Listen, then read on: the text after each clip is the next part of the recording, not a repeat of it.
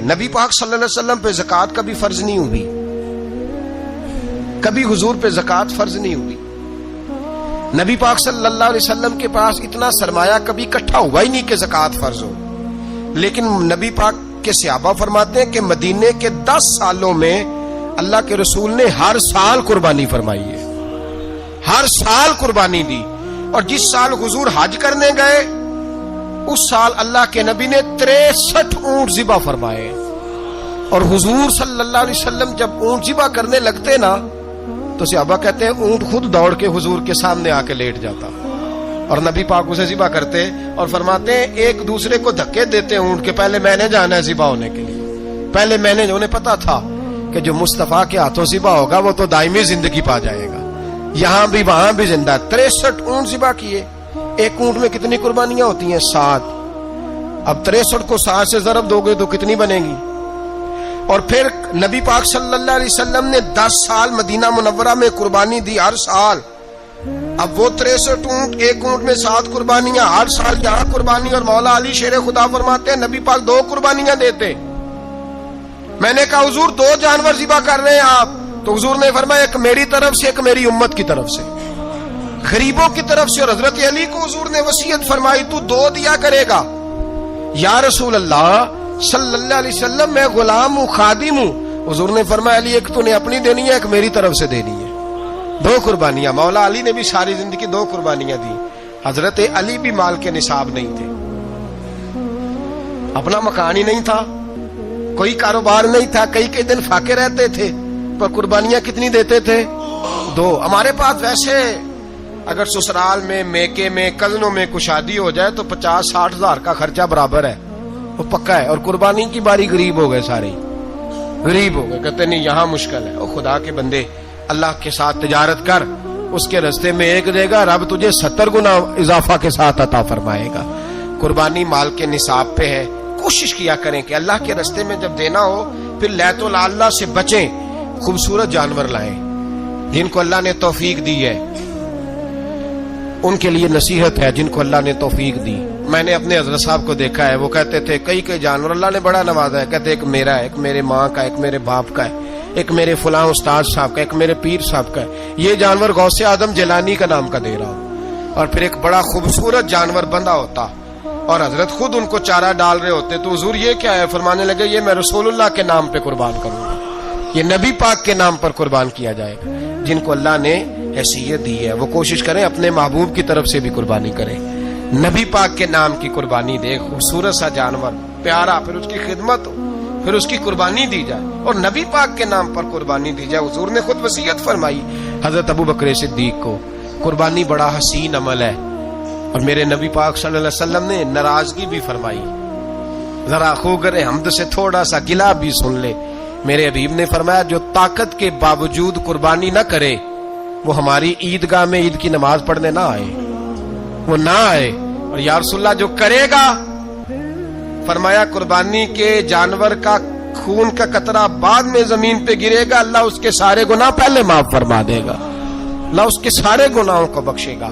قربانی کریں، خوبصورت انداز میں کریں، اللہ کی رضا کے لیے۔ بزرگوں نے لکھا ہے 3 حصے کرو گوشت کے، ایک گھر میں رکھو، ایک رشتہ داروں میں بانٹو، پڑوسیوں میں بانٹو، اور تیسرا فقط غریبوں کو دو۔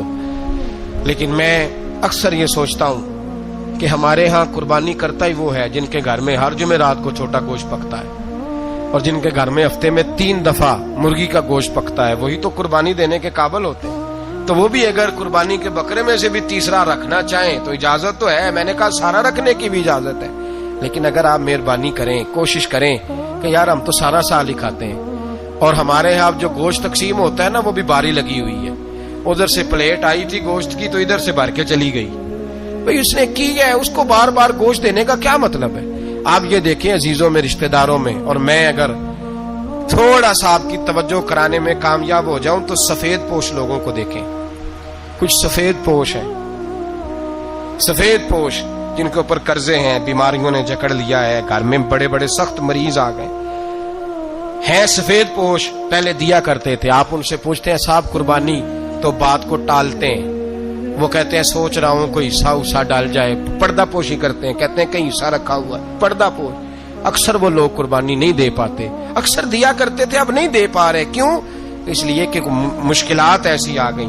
ان لوگوں کا خیال کریں، ان کے گھروں تک گوشت پہنچا کے آئیں، ان پر توجہ کریں. وہ سفید پوش آدمی کبھی ذکر نہیں کرے گا. کچھ تو ایسے ہیں جو خود پہنچ جاتے ہیں کہ ہمیں گوشت دیا جائے، لیکن کچھ سفید پوش ہیں لا یسألون الناس الحافا. اللہ فرماتے کچھ لوگ لپٹ لپٹ کے سوال نہیں کرتے، سفید پوشی کا بھرم رکھتے ہیں، کا مزاج نہیں. ان کی طرف دیکھیں، اپنے رشتہ داروں کو دیکھیں، خاص کر ان رشتہ داروں کو دیکھیں جن کا آپ کو پتہ ہے کہ غریب ہیں. حضرت ابراہیم علیہ السلام کا طریقہ ہے قربانی. حضور نے ان کا طریقہ بیان کیا. اگر سال کے بعد قربانی دینا ان کا طریقہ ہے تو سارا سال غریبوں کو روٹی دینا بھی حضرت ابراہیم کا طریقہ ہے. سارا سال غریب کی نوکری کرنا یہ بھی حضرت ابراہیم کا طریقہ ہے. بھوکے کو کھانا کھلانا یہ بھی. میرے مصطفیٰ کریم سید عالم صلی اللہ علیہ وسلم سے صحابہ نے پوچھا حضور بہترین مسلمان کون ہے؟ بہترین مسلمان. تو حضور نے فرمایا جو سلام لینے میں پہل کرے اور غریب کو روٹی کھلانے میں سب سے اچھا ہو، وہ بہترین مسلمان ہے، زبردست مسلمان. ہمارے ہاں دعوتیں ہوتی ہیں تو امیروں کی، افطاریاں ہیں تو امیروں کی، اور میرے مصطفیٰ کریم علیہ السلام نے فرمایا بدترین دعوت ہے جس میں امیر بلائے جائے غریب نہ بلائے جائے. وہ بدترین دعوت حضرت ابراہیم کا طریقہ رہا، ساری زندگی مہمان نوازی. اور دوسرا ان کا مزاج تھا، اللہ سے پیار ہو گیا تھا نا. جب رب کریم سے محبت ہوتی ہے نا اور محبت کا احساس ہوتا ہے دل میں، پھر سجدے لمبے ہوتے ہیں. عام آدمی تو نماز بھی نہیں پڑھ سکتا، جسے خدا سے محبت ہوتی ہے وہ تہجد بھی نہیں چھوڑ سکتا. وہ یہ محبت کی بات ہے نا، جس کو پیار ہوتا ہے اس کی تہجد بھی ہے، اس کی اشراق بھی ہے، چاشت بھی ہے، اس کے عمرے بھی ہیں، اس کے حج بھی ہیں، اس کے بار بار کعبۃ اللہ کے دیدار بھی ہیں. یہ محبت الہی ہے، جوش مارتی. ان لوگ سجدہ کرتے ہیں تو اٹھتے ہی نہیں. اللہ کے بندوں سے پیار کرتے ہیں. اللہ کی حضرت ابراہیم کو رب کریم سے اتنی محبت تھی، اتنا پیار تھا کہ وہ آپ کی زندگی کے ہر پہلو سے چھلکتا تھا. ایک وقت ایسا آیا کہ اللہ تعالیٰ نے حضرت ابراہیم کو بہت زیادہ مال عطا فرمایا. اتنے اونٹ گنے نہیں جاتے، گائیں اتنی زیادہ کہ شمار نہیں ہوتی، بکرے بکریاں اتنی زیادہ کہ شمار، بہت زیادہ مال اللہ نے عطا فرمایا. اور ابھی کچھ عرصہ پہلے آپ پیچھے جائیں نا تو جو لفظ مال تھا وہ روپے پہ تو بولا ہی نہیں جاتا تھا، وہ جانوروں پہ بولا جاتا تھا. بہت زیادہ مال اللہ نے دیا، بکریاں، گائیں، اونٹ، بیل، بڑا کچھ. تو رب کریم نے فرشتوں سے فرمایا کہ واتخذ اللہ ابراہیم خلیلا، ابراہیم میرا دوست ہے. تو فرشتے کہنے لگے یا اللہ جسے اتنا کچھ دیا جائے اس نے دوست تو بننا ہی ہوتا ہے، تو نوازا ہی بڑا ہے، اتنا مال، اتنے کھیت کھلیان، اتنا کچھ. اللہ کریم نے فرمایا جاؤ آزمائش کر لو، امتحان لے لو. فرشتہ امتحان لینے پہنچ گیا. حضرت ابراہیم کے جانور چر رہے ہیں چراگاہ میں، حضرت ابراہیم بھی ہیں، غلام بھی ہیں، بہت بڑا ریوڑ ہے. آپ تشریف فرمائیں. ایک فرشتہ آیا تو کھیت میں چھپ کے بیٹھ گیا اور بلند آواز سے کہنے لگا سبحان اللہ والحمد للہ ولا الہ الا اللہ واللہ. یہ تسبیح بڑی پسند ہے، محبوب نے ان کی فضیلت بیان کی. اب وہ حضرت سیدنا ابراہیم علیہ السلام کھڑے تھے تو وہ کھیت میں بیٹھ کے تسبیح پڑھنے لگا سبحان اللہ والحمد للہ ولا الہ الا اللہ. حضرت ابراہیم کہنے لگے یہ میرے رب کا نام کون لے رہا ہے؟ بڑی اس کی میٹھی آواز ہے، بڑی، کون ہے؟ ڈھونڈنے لگے، گھومتے گھومتے اس کے پاس چلے گئے. فرشتہ انسانی شکل میں، تو میرے رب کا ذکر کر رہا تھا؟ اس نے کہا میں ہی کر رہا تھا. فرمانے لگے یار ایک دفعہ پھر نہیں کرتا؟ تو کہنے لگا ابراہیم پہلے تو میں اپنی مرضی سے کر رہا تھا، تو کہتا ہے تو پیسے لگیں گے، پیسے ہیں تو کر دیتا ہوں. حضرت ابراہیم کہنے لگے بول تو کیا لے گا؟ میرے اللہ کا ذکر سنانے کا کیا لے گا؟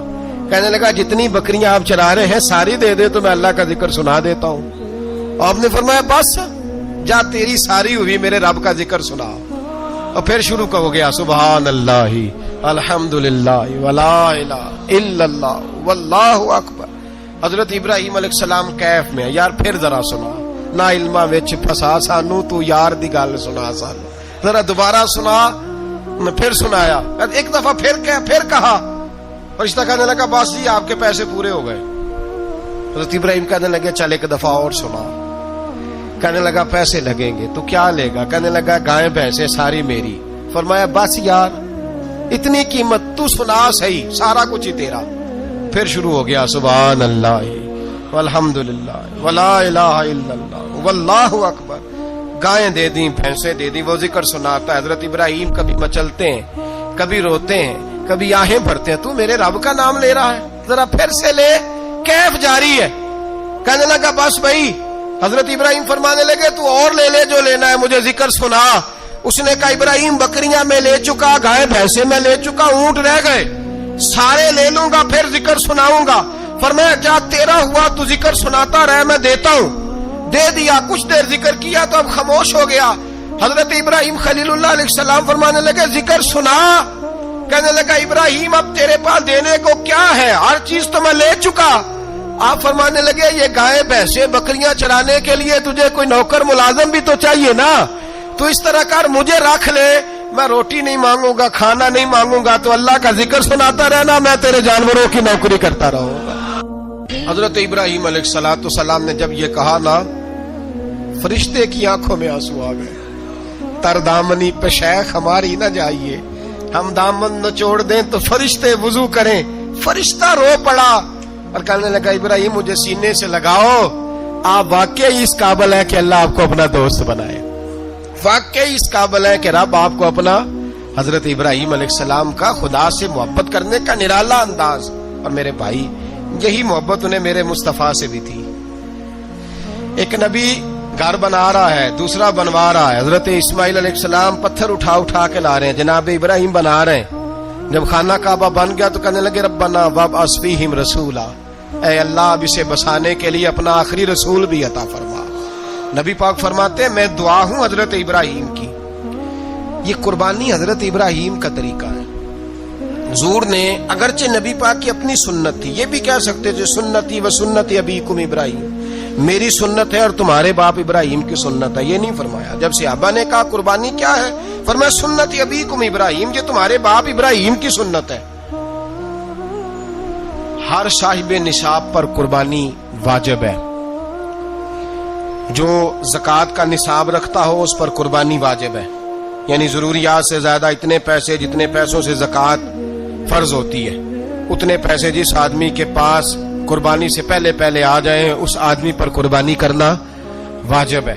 بکرا، چھترا، دمبا 1 سال کا یا دمبا 6 مہینے کا ہو پر اتنا بڑا محسوس ہوتا ہو کہ لگے کہ 1 سال کا ہے، اس کی قربانی ہو سکتی ہے. جانور میں کوئی عیب نہیں ہونا چاہیے. اتنا کمزور نہ ہو کہ ذبح جہاں اسے کرنا ہے وہاں وہ چل کے جا نہ سکے، اتنا کمزور جانور نہ ہو. اس کے اندر بظاہر کوئی اتنا بڑا نقص نہ پایا جاتا ہو، کانا نہ ہو، لنگڑا نہ ہو، کوئی اس کی ہاتھ نہ کٹے ہوئے ہوں، ایسا نقص جو واضح ہو. بکرا 1 سال کا، گائے اور بھینس یہ 2 سال کی، اونٹ 5 سال کا. اب اس میں یہ ہے کہ ہمارے بہت سارے دوست چونکہ ہم دیہاتی لوگ ہیں تو پوچھتے ہیں کہ دوندا نہیں ہے تو چوگا نہیں ہے. تو یہ ہماری پنجابی کی اصطلاحات ہیں، پنجابی کی. شریعت اسلامیہ نے سال بتائے ہیں. یہ تو ہم نے اپنی آسانی کے لیے یا دیہاتوں میں جو ماحول تھا اس طرح کا جانور لیں، خوبصورت جانور لیں. جو نصاب ہے وہ بھی میں نے آپ کو بتایا، لیکن ایک اور پہلو بھی ہے. نبی پاک صلی اللہ علیہ وسلم نے فرمایا میں اپنے باپ حضرت ابراہیم کی دعا بن کے دنیا میں آیا ہوں. اور پھر محبوب پاک سید عالم صلی اللہ تعالی علیہ وسلم نے اپنی امت میں بھی جناب ابراہیم کے طریقے کو جاری رکھا. صحابہ نے قربانی کے بارے میں حضور سے پوچھا ما ہذہ الاضحیہ، یا رسول اللہ صلی اللہ علیہ وسلم یہ قربانی کیا ہے؟ تو فرمایا سنت ابیکم ابراہیم، یہ تمہارے باپ حضرت ابراہیم کا طریقہ ہے، یہ تمہارے باپ حضرت. حالانکہ قربانی نبی پاک صلی اللہ علیہ وسلم کا بھی طریقہ ہے، لیکن فرمایا تمہارے باپ حضرت ابراہیم. حضرت ابراہیم کے ذکر کو باقی رکھا. اللہم صلی علی محمد وعلی آل محمد کما صلیت علی ابراہیم وعلی آل ابراہیم. ان کے تذکرے کو باقی رکھا دین کے اندر. حضرت ابراہیم بڑی امتیازی شان والے نبی ہیں، بڑی امتیازی شان والے. رب کریم کا وہ دوست جس نے کوئی چیز بچا کے نہیں رکھی، ہر شے ہی اپنے رب کی بارگاہ میں پیش کر دی. چند چیزوں سے انسان کو بڑا پیار ہوتا ہے، گھر اسے بڑا پیارا ہوتا ہے. وہ بڑا خوبصورت ہوٹل، 5 स्टार होटल में रहा, वो इस्लामाबाद गया, किसी सफर पे गया तो बड़े आला किस्म के उसको खाने मिले, बड़ी चीजें मिली, लेकिन कभी दाईं करवट कभी बाईं करवट। तो साथ बेड पे दोस्त था, तो उसने कहा साहब सो जाओ, तो उसने कहा यार जो मजा अपने घर में सोने का है वो किसी और जगह थोड़ी है। घर बड़ा प्यारा होता है, इंसान लगाव होता है, जिस बेतकल्लफी से, सुकून से, आराम से इंसान अपने घर में वक्त बिताता है, कहीं और मुश्किल हो जाता है। दूसरा, इंसान को औलाद बड़ी प्यारी होती है, बड़ी अजीब शय, ना हो तब भी बड़ा दुख है और होने के बाद भी इसकी बड़ी आजमाइशें। ये बड़ी एक मीठी चीज है। औलाद एक बड़ा अजीब सा मेवा है, पता नहीं ये किस इंजेक्शन का नाम है कि छाती पर चढ़ जाए तो अल्लाह सुकून अता फरमा देता है, पता नहीं किस ठंडी दौलत का नाम रब करीम ने औलाद रखा है, बड़ी प्यारी होती है औलाद। फिर तीसरी चीज, इंसान की अपनी जान है, और ये इतनी कीमती शय है कि अल्लाह करीम ने फरमाया कि अगर तेरी गर्दन पे कोई आदमी पिस्तौल रख के, तलवार तेरे गले पे रख के कहे ना कि रब का इनकार कर दे वरना मार दूंगा, तो फरमाया वक्ती तौर पे मेरी जात का इनकार कर पर जान बचा जा। अगर तू मरने के करीब हो गया है और हराम शय खाए बगैर तू बच नहीं सकता, मर जाएगा, तो फरमाया चल तू इस तरह कर, हराम खा के जान बचा, पर जान बचाना फर्ज है, जरूरी है। वतन बड़ा प्यारा, औलाद बड़ी प्यारी, जान बड़ी प्यारी, पर हजरत इब्राहिम से रब करीम ने फरमाया चल इब्राहिम कोई चीज दे, तो कहा या अल्लाह तीनों ही तेरे नाम पे कुर्बान करता, तेरी हुई सारी, हर शय तेरी। हजरत इब्राहिम ने दीन के लिए, आप शहर बाबुल के करीब पैदा हुए थे, वहां से मिस्र आए, मिस्र से फलस्तीन आए, और फलस्तीन से आकर के काबा आबाद फरमाया।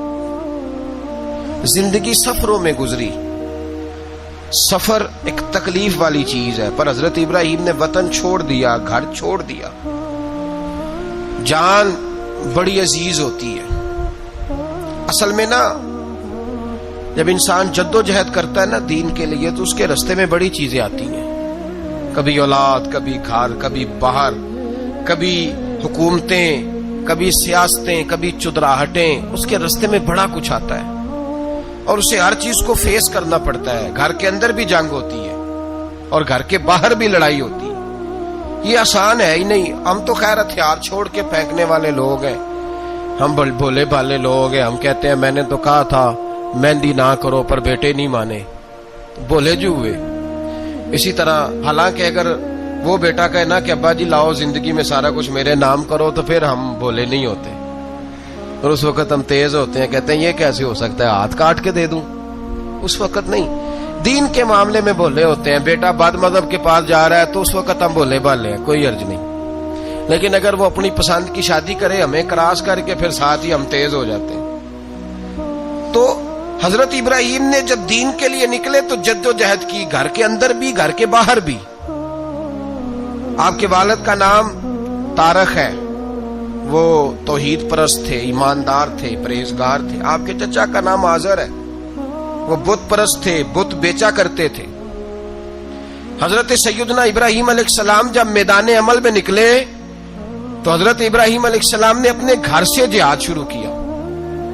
लड़ना पड़ा, घर के उसूलों से, चचा ने जो रिवाज बनाए हुए थे उस रिवाज से टकराए।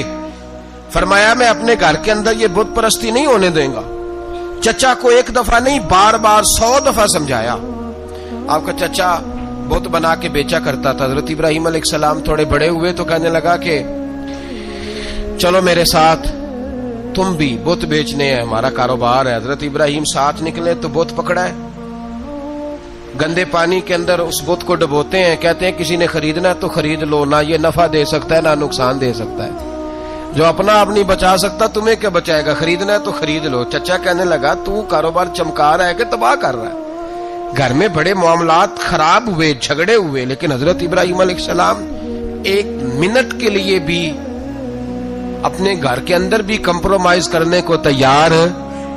ये थोड़ा मुश्किल मैंने पहलू छेड़ दिया है, ये थोड़ा मुश्किल पहलू छेड़ दिया है। बड़ा समझदार आदमी है पर बीवी से पर्दा नहीं करा सकता, सियाना है, पंचायत का बंदा है, جو اسے آپ کہیں گے وہ بات یہ سنائے گا، لیکن کہتا ہے نہیں جی میں نے کوشش کر لی ہے۔ کس قسم کی کوشش ہے صاحب، یہ کیسے ہو گیا؟ حضرت ابراہیم علیہ السلام نے گھر کے اندر سے فرمایا نہیں کرنے دوں گا، گھر کے اندر بھی ٹکرائے، فرمایا تم جو بھی ہو پاش کیا چچا کے اصولوں کو، اور باہر جب نکلے تو صرف علاقے کے چیئرمین سے نہیں ٹکرائے، ایم پی ایم این اے وزیر مشیر سے نہیں ٹکرائے، سپر پاور نمرود دنیا کا واحد حکمران تھا اس وقت، دوسرا کوئی حکمران ہی نہیں تھا،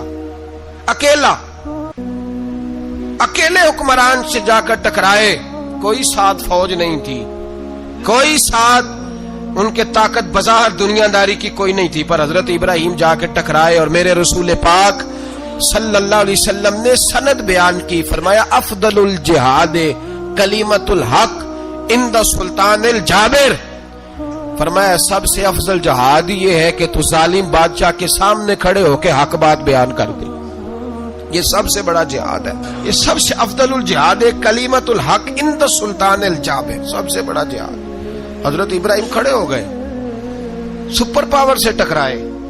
یہاں ہم لوگ حکمتوں کا شکار ہیں، دیکھیں گے کریں گے سوچیں گے، اور مولوی صاحب کو ویسے کہتے ہیں آپ پرہیز کریں سیاسی باتوں سے۔ بھئی اللہ کے ہر نبی نے جا کے وقت کے ظالم حکمران کو لتاڑا ہے، للکارا ہے، یہ تو مشن انبیاء ہے۔ حضرت سیدنا ابراہیم علیہ السلام نے جو اس کو جا کے کہا کہ تو جھوٹ بولتا ہے، تو جھوٹا ہے، تو خدائی کا دعویٰ کرتا ہے، تو بہت بڑا ظالم ہے، اور قرآن مجید نے اس ساری بات کو بیان فرمایا۔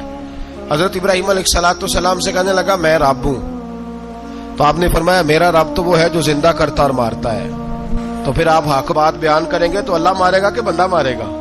کچھ بھی نہیں ہوتا، کیونکہ زندگی موت کس کے ہاتھ میں ہے؟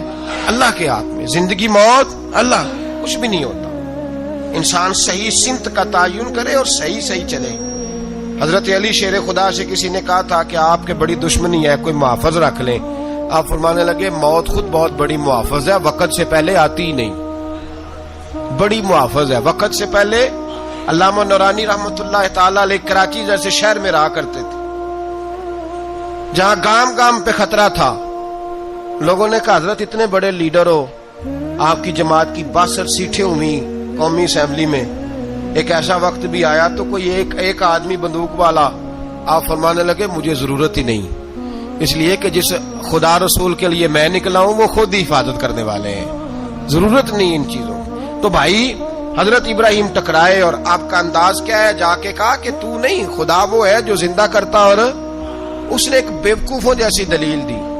ایک آدمی کو کل پھانسی دینی تھی تو اس کو بلایا، کہنے لگا تجھے کب پھانسی ہے؟ اس نے کہا کل، کہنے لگا جا تجھے آزاد کیا، زندگی دی، اس کو چھٹی دے دی۔ ایک عام آدمی بیچارہ بیٹھا تھا، اس کو پکڑ کے نا کہنے لگا اس کی گردن اڑا دو، کہنے لگا دیکھ لو میں بھی زندہ کرتا اور مارتا ہوں، وہ جو کل مرنے والا تھا میں نے زندہ کر دیا ہے، اور جس کو پتہ ہی نہیں تھا کہ میں نے مرنا ہے اسے پکڑ کے میں نے مار دیا ہے۔ یہ بیوقوفوں جیسی دلیل ہے۔ حضرت سیدنا ابراہیم علیہ السلام چاہتے تو اسی وقت دلیل توڑ دیتے کہ تو کیا بیوقوفوں جیسی بات کر رہا ہے، اگر تو زندگی دیتا ہے تو مرے ہوئے میں جان ڈال کے دے جس کو تو نے مارا ہے۔ لیکن حضرت ابراہیم نے دیکھا کہ بیوقوف ہے، بیوقوفوں سے بحث نہیں ہوتی، دلیل بدل لی جاتی ہے، ان کی عقل کے مطابق بات کی جاتی ہے۔ حضرت ابراہیم فرمانے لگے میرا رب وہ ہے جو سورج مشرق سے نکالتا ہے اور مغرب میں غروب کرتا ہے، تو اگر رب ہے تو تو مغرب سے نکال کے مشرق میں غروب کر۔ فبہت الذی کفر، کافر لاجواب ہو گیا، اس کے پاس اس چیز کا کوئی جواب نہیں تھا۔ علامہ اسماعیل حقی نے خوبصورت فقرہ لکھا ہے، خوبصورت جان ڈال دی ایک جملہ کہہ کے۔ حضرت سیدنا علامہ اسماعیل حقی رحمت اللہ علیہ فرمانے لگے چونکہ نمرود بیوقوفوں جیسی باتیں کر رہا تھا، اگر وہ یہ کہہ دیتا نا کہ میں سورج کو نکالتا ہوں مشرق سے، میں غروب کرتا ہوں معاذ اللہ مغرب میں میں نکالتا ہوں، تو آپ اپنے رب سے کہیے کہ وہ مغرب سے نکال کے مشرق میں غروب کرے۔ علامہ اسماعیل حقی فرماتے ہیں رب کریم کی آواز قدرت تھی، مالک حضرت ابراہیم علیہ السلام کے اس، اگر وہ کہہ دیتا اور حضرت ابراہیم دعا کر دیتے تو رب کریم نے فرشتوں کو تیار بٹھایا ہوا تھا، فرمایا اگر یہ کہہ دے میرے خلیل سے کہ سورج مغرب سے نکال کے مشرق میں غروب کرنا ہے تو تیار رہنا، جس طرح خلیل کہیں گے ویسے ہی کر دیں گے۔ واتخذ اللہ ابراہیم خلیلا، ابراہیم ہمارا دوست جو ہوا، جیسے کہے گا ویسے کر دیں گے۔ حضرت سیدنا ابراہیم علیہ السلام کی باتوں کا جب جواب نہ دے سکا، دلیل نہیں بندہ دیتا، پھر لڑائی کرتا ہے، پھر جھوٹے موٹے اعتراض کرتا ہے۔ دلیل ختم ہوتی ہے تو لوگ ذاتیات پہ اترتے ہیں، کہتے ہیں یہ کھانستا صحیح نہیں، دیکھتا صحیح نہیں، دلیل ختم۔ اب ذاتیات پہ اترے، کہنے لگے مجھے پتا چلا ہے کہ یہ فلانی جگہ گیا تھا تو وہاں جا کے اس نے اس طرح کیا ہے۔ پھر لوگ ذاتیات پہ اترتے ہیں، جب دلیل کا جواب دلیل سے نہیں دے پاتے پھر ذاتیات پر اتر کر حملے کرتے ہیں۔ حضرت ابراہیم کے دلائل کا جواب نمرود نہ دے سکا تو کہنے لگا کہ اس کو آگ میں ڈال دو۔ قوم گئی ہوئی تھی ساری، آپ نے بات سنی ہوئی ہے، میں نے صرف اشارہ دینا ہے، میلے پہ تو حضرت سیدنا ابراہیم علیہ السلام نے سارے بت توڑ دیے، کلاڑا بڑے بت کی گردن پہ رکھا، واپس آئے، کہنے لگے بت کس نے توڑے ہیں؟ تو فرمایا اس سے پوچھ لو جس کی گردن پہ کلاڑا ہے۔ کہنے لگے یہ تو بول ہی نہیں سکتا، تو فرمانے لگے بڑے بیوقوف ہو جو بولتا ہی نہیں، سنتا ہی نہیں، اپنا آپ نہیں بچا سکتا، اس کی پوجا کرتے ہو؟ کہنے لگے پکڑو، دلیلیں ختم ہو گئی، اس کو آگ میں ڈالو۔ بہت بڑی حویلی 45 فٹ مربع پہ مشتمل ایک حویلی بنائی گئی اور 45 فٹ اونچی۔ مختلف روایات، علامہ اسماعیل حقی کہتے ہیں کہ 3 مہینے تک نمرود نے کہا کہ اس کے اندر لکڑیاں ڈالو۔ لوگ پوچھنے لگے کتنی دنیا جلانی ہے؟ کہنے لگا بندہ تو ایک جلانا ہے، پر بندہ بڑا تگڑا ہے، ایک بندہ۔ 3 مہینے لکڑیاں ڈالی گئیں، اور لوگوں کی جو تہمات ہوتی ہیں نا وہ بڑی عجیب ہوتی ہیں۔ تہمات میں نے بڑی تفصیل سے رمضان المبارک میں گفتگو کی تھی، بدشگونی، تہمات لوگ لیتے ہیں۔ اس وقت بھی لوگ تہمات کا شکار ہو گئے، عقیدہ بگڑ جاتا ہے تو وہ عجیب و غریب باتیں کرنے لگتا ہے، تہمات کا شکار ہو گئے۔ بیویاں نظر مانتی، میں بیمار ہوں، اگر صحیح ہو گئی تو اتنے من لکڑی دوں گی حضرت ابراہیم کی آگ جلانے کے لیے۔ ایک عورت لے کے جا رہی ہے لکڑیاں، تو ایک نیک دل آدمی نے اس سے پوچھا کہاں جا رہی ہو؟ کہنے لگی میں نے منت مانی تھی تو حضرت ابراہیم علیہ السلام کو معاذ اللہ جلانے کے لیے لکڑیاں لے کے جا رہی ہوں۔ تو وہ رب کریم کے بندے کہنے لگے تو ڈھونڈتی رہے گی، تجھے وہ جگہ ملے گی نہیں۔